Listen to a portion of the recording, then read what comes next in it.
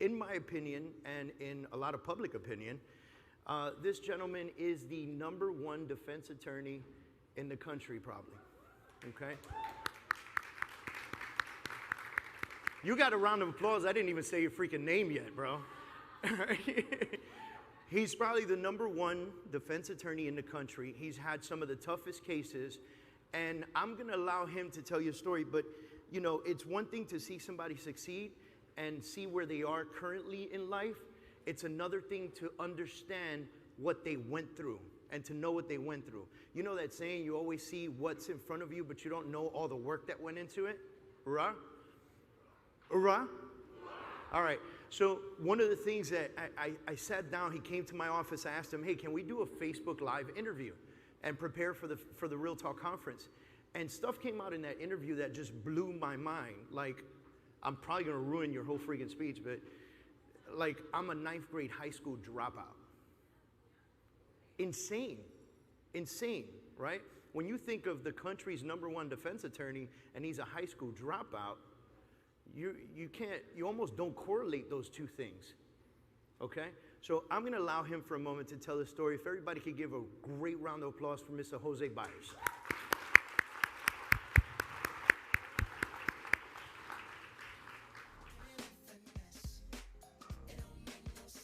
Thank you, sir. Thank you, man. Thank you.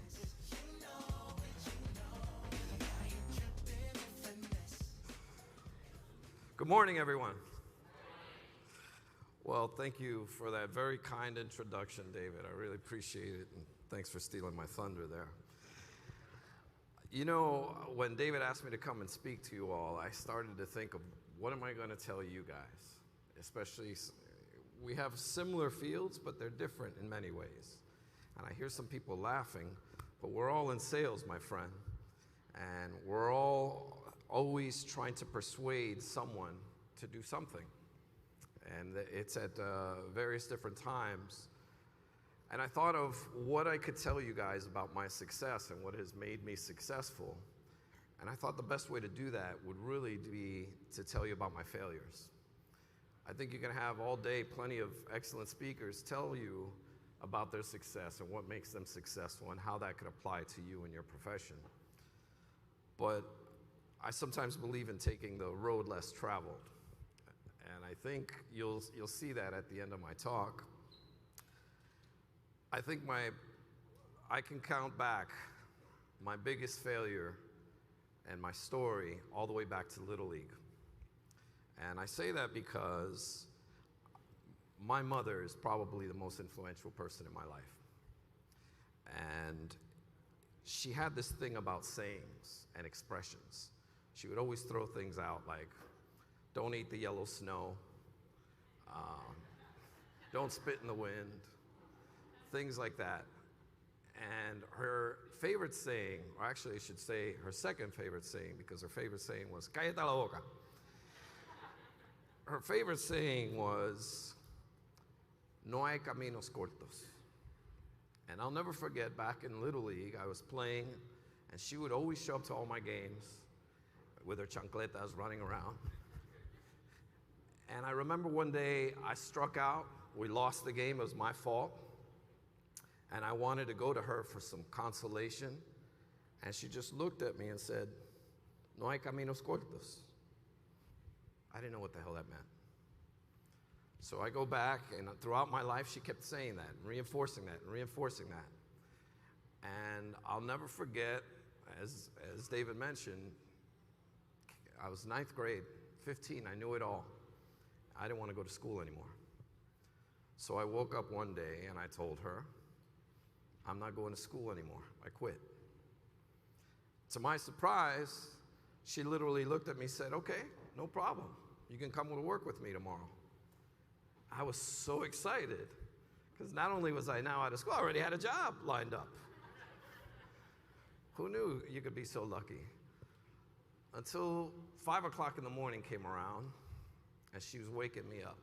Let's go. Let's go. Actually, it was 4. She worked at a nursery in Homestead. And she dug ditches for me every day and put plants in. My job was pretty easy, to just dig the ditches. Once that sun rose in Homestead and began to beam down on me, I don't think I made it to 11 o'clock before I quit. And I literally said to her, "You win. I'm going back to school tomorrow." And she looked at me again and said, "Te dije, no hay caminos cortos." That idea lasted for a little while until I finally just went out and quit on my own and I moved out. It wasn't until later on, when I was 17 and I had nothing to do, I ended up getting my girlfriend pregnant and I joined the Navy. I wanted to man up and be a father for my child, and as a kid, that's the only way I knew how. So I joined the Navy, and the first thing I realized about the Navy is, I don't want to fucking be here anymore. So I got my GED, and I got the GI Bill, and I went to school, and I did everything right. I listened, and I did everything right. And it was crazy. I got into law school by a whim. I was a C student. I didn't decide to go to law school until much later. And I think the people at the admissions office just simply felt sorry for me. I had applied to 25 different schools, including Harvard, Yale. I figured, shit, a couple of things are gonna happen. Either they'll put my file on the wrong stack, somebody there will have a sense of humor, or all they can do is tell me no. Well, they all told me no, with the exception of a little school here in Miami, St. Thomas University. Yeah, all right, some Bobcats in the house. And it was a wonderful, amazing experience. And I started to work at the public defender's office in Miami, and I quickly became their star. I was an intern there, and I paid my dues. Before I graduated from law school, I had 10 jury trials under my belt, won each and every one of them. I went on to, when you're a new grad, the Supreme Court lets you try cases until you get admitted to the bar for up to a year. Then I had a problem. The Florida bar found me unfit to practice law because of financial irresponsibility. It was the most devastating experience of my life. I had 34 jury trials. I was a winner. I won all the time. I set records in the office. I had all of my colleagues look up to me. All of my classmates were moving on with their jobs, growing up, moving up the corporate ladder, really becoming successful. And the Florida bar said, no, I can't practice law because I didn't show the respect for others with my finances. 8 years went by before I could ever practice law. I cannot tell you how difficult those 8 years were for me. It was, what does a lawyer without a license do? Well, I know one, although he's got a license. But I didn't even think of real estate, I sold websites, I worked for LexisNexis, I did whatever I could to stay around the law, but I never really gave up on my dream. Once I was in the courtroom, I fell in love with it. I fell in love with the process, our system of justice. I fell in love with fighting for someone who has no one in the world to fight for them. I fell in love with the process of really uncovering what human tragedy and what human emotions and feelings are all about. And to this day, I truly love what I do. When I went to my mother and I showed her how after all of this, after turning my life around and getting my high school GED and going to college and graduating from law school, they won't let me in. And again, I went to her for that consolation. And you guessed it, she looked at me and said, no hay caminos cortos. She was making me accept responsibility for what I thought was an unjust process. Made me accountable, however difficult it was. And that was a tough pill to swallow for me. So I got a job working for LexisNexis, and I was in a major funk here in Miami. I grew up here. I'm a local boy, and I loved it here. But I felt I needed a change. I needed to go somewhere else, and shit, maybe something will happen to me. So there was an opening in Orlando, and I moved to Orlando. And I figured, okay, let me see if something happens to me here. Well, I'll tell you something did happen. I eventually got my license. I started to practice law. I stayed in Orlando because I thought, there aren't too many Hispanic lawyers here. I can be different. I can make my name, be a big fish in a small pond. And I started to do that. And I'll tell you that about 2.5 years into my little practice, as I was building my business, like many of you are today, I built what was a solid reputation in the Puerto Rican criminal community. And they started referring me business. And the next thing you know, this girl goes into lockup, who's an unknown, obscure person, and her name is Casey Anthony. And she asks 2 Puerto Rican girls in the lockup, "You guys know a good lawyer?" And they said, "Yeah, you got to call Jose Baez." And that's how it all started.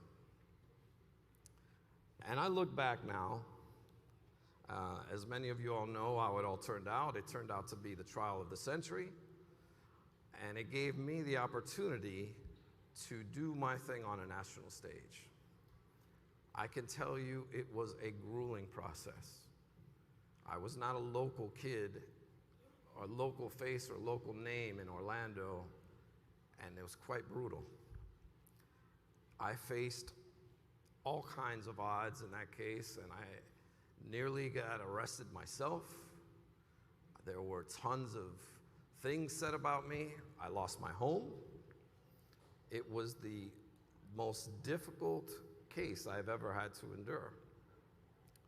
But there's one thing I knew, and the one thing that was ringing through my head as I was suffering each and every day, and that is the voice of my mother saying, "No hay caminos cortos." And I knew, as things got tough, that I could handle them just a little bit tougher. And when they threw something at me, I could handle something else. And so on and so on and so on. So finally, it got to the point where they realized they could knock me down, but I was going to get back up. And it was because of that little voice in my ear. You don't realize things during success. You don't realize that and failures, I should say, especially in failures. I didn't realize that if it weren't for the Florida bar denying me admission, and if it weren't for those 8 years telling me that I had to get off my ass and do something different, I wouldn't have moved to Orlando. I've got no connections there. There was absolutely nothing driving me there. And if it weren't for the worst thing that ever happened to me, the biggest business opportunity would have never occurred. I would have gotten my license here, been practicing here, and my road may have gone a different way. I don't know. But what I do know is my path to Orlando came through the darkest valley that I ever had to encounter in my career. It wasn't fair what happened to me. I didn't think it was justified, and many people who know the facts don't either. But that really doesn't matter. This is my story, and these are the things that happened to me, and I couldn't make excuses for them. But what they all did, without a doubt, is prepare me for the battles that I was going to face ahead. Had I not gone through that, I wouldn't have been prepared. I would have failed just like they all said I was going to. I would have quit a lot faster than they thought I would. But because of those failures, it really brought me to that point. And you don't really connect the dots in your life until you're later on down the road, and you can look back and say, that's how I got here. And as I said in the beginning, that's how I took the road less traveled.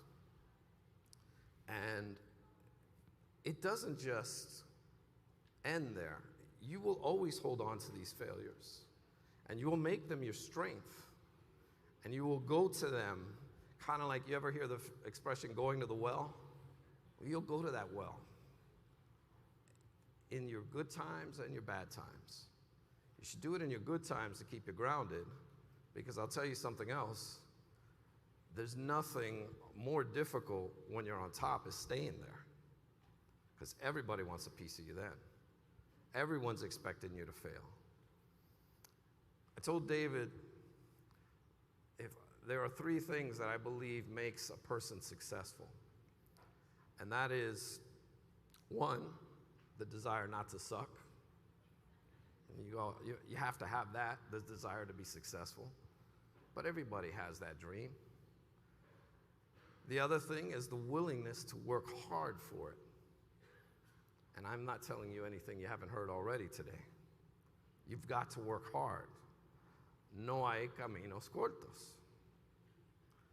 But the third thing I think that gets overlooked the most is you really have to have the patience to see it through. Because if you don't have patience with your own dream, who the fuck else is going to? No one. No one cares about your dreams but you. Yeah, people who love you care about them and want you to succeed, but who owns them, who loves them, who believes in them most? You. So why not have the patience for it? Why not know that when times are rough, when the world's against you, now's not the time to quit. Now's not the time to give up. It's your dream. And I hope you all succeed in it.